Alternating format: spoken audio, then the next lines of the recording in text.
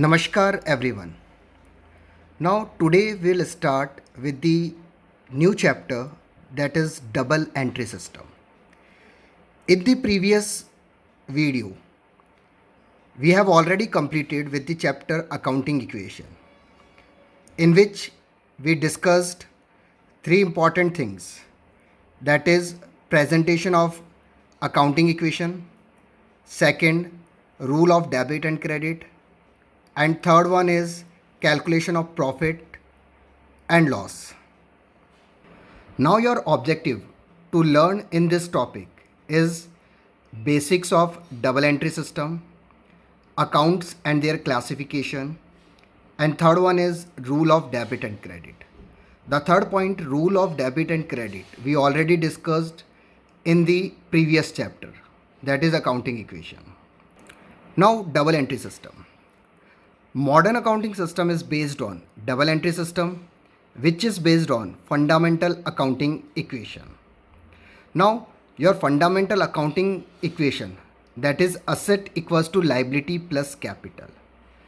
In this case, equity is also known as capital, or we can say shareholders fund. So your accounting equation, that is asset equals to liability plus equity or capital, is based on double entry system. The double entry system ensure that accounting equation always remain in balance, because as per the double entry system your debit must be equal to your credit. So when your debit is equals to your credit, then your accounting equation is always remain in balance, that is your asset total is always equals to the total of liability plus equity. This system is called double entry system because every transaction has dual aspect and affect at least two accounts.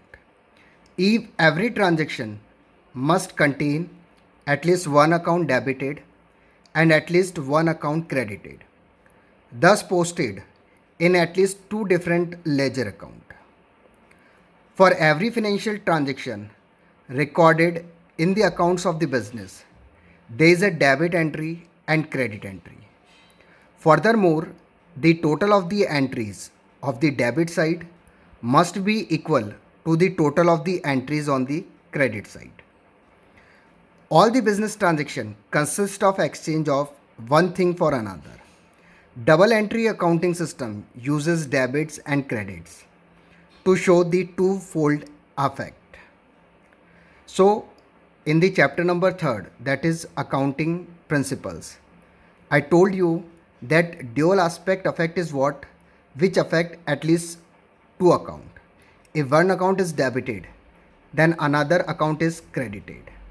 And the total of debit is always equals to the total of credit. So all business transaction consist of exchange of one thing for another. So this is all about the double entry system. Now principle or characteristics of double entry system. As I already told you that every business transaction affect two account. If one account is debited, then another account should be credited. Second, recording of both personal and impersonal account. Personal is all related to artificial, natural, or we can say representative person, and impersonal related to real and nominal account, that we'll discuss later on. So we only can say that it is record both personal and impersonal account. Third, recording is made according to certain specified rule. Now when we do the recording in the form of general, we have to follow certain specified rules, that is personal, real and nominal. And what are that certain specified rules, that we'll discuss later on. And on the basis of these specified rules, we made entries in the books of account. And fourth one is that preparation of ledger. That double entry system affect two account, that is debit and credit, and the total of debit is always equals to credit.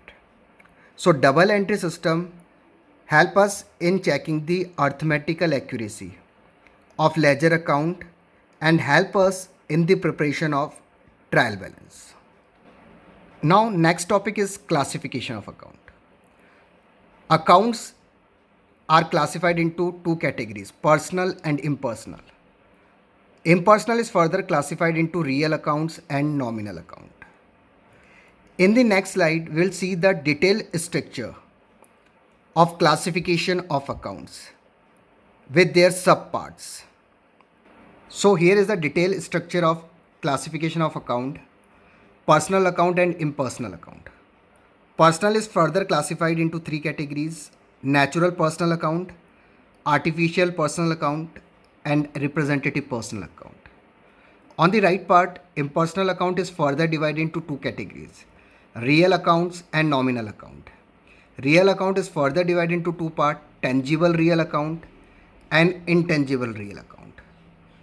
So in the next slide, we'll discuss about the personal account, then rule of personal account, then natural personal account, artificial personal account, and representative personal account.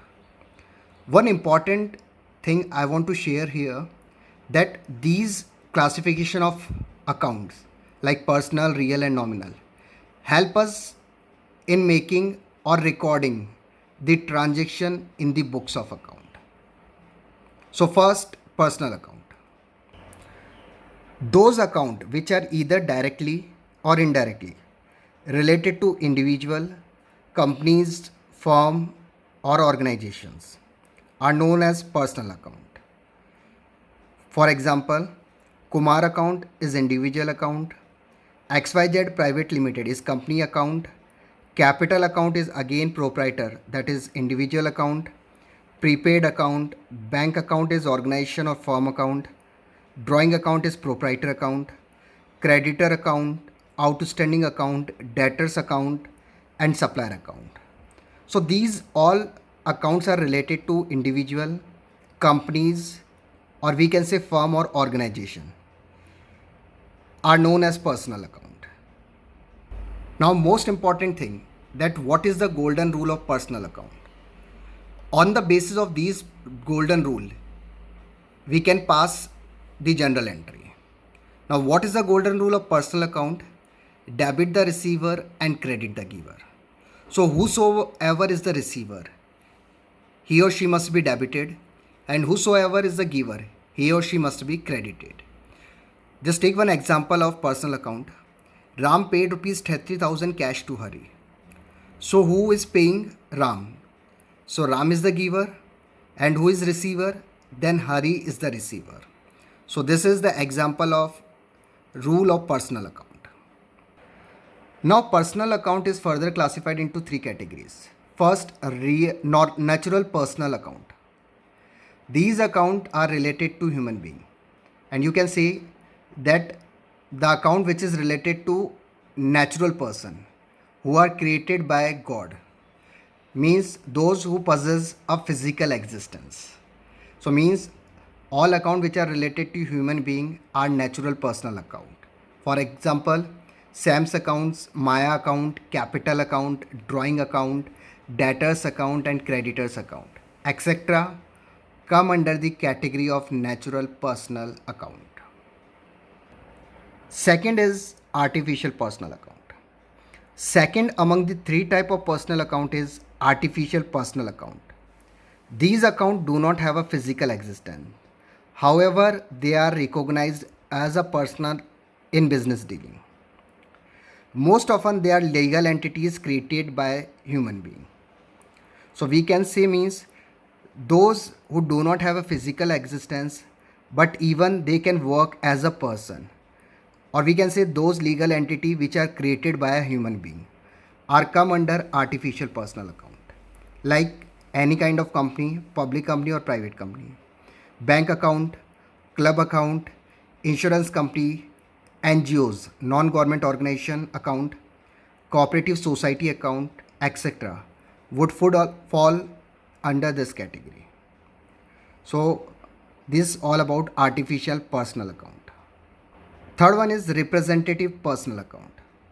This account is different as compared to other two type of personal account, as it refer to accounts which represent a person or a group of person. So it is not directly to their account, but it represent or is linked to them. So examples are outstanding expenses account, prepaid expenses account, accrued income account, income received in advance account, unearned commission account, etc. So let me take one example, means those expenses which are due but not paid by the business.